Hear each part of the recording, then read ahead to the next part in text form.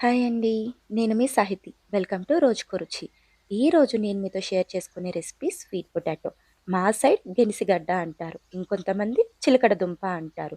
ఈ sweet potato తినడం వల్ల మన బాడీలో ఇమ్యూనిటీ పెరుగుతుంది.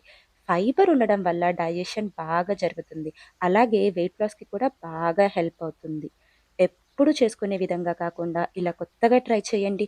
చిన్న పిల్లలు, దీన్ని ఇష్టపడని వాళ్ళు కూడా ఖచ్చితంగా తింటారు. అంత టేస్టీగా ఉంటుంది.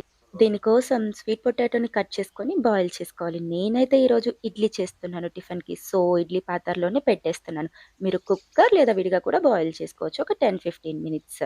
మరీ ఓవర్ కుక్ చేయకూడదండి. పట్టుకుంటే ఇలా సాఫ్ట్‌గా ఉండేలా సరిపోతుంది. చూస్తున్నారుగా వీడియోలో ఇలా సరిపోతుంది.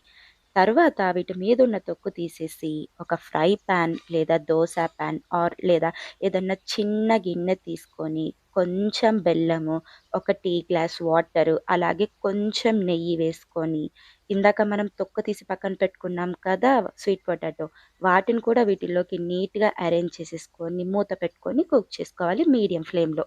అటు ఇటు తిప్పుతూ వాటర్ పోయేదాకా ఉంచాలి. ఇలా చేయడం వల్ల బెల్లం స్వీట్‌నెస్ అండ్ నెయ్యి ఫ్లేవర్ స్వీట్ పొటాటోలోకి వెళ్ళి తినేటప్పుడు ఎంతో ఫ్లేవర్‌ఫుల్‌గా ఉంటుందండి.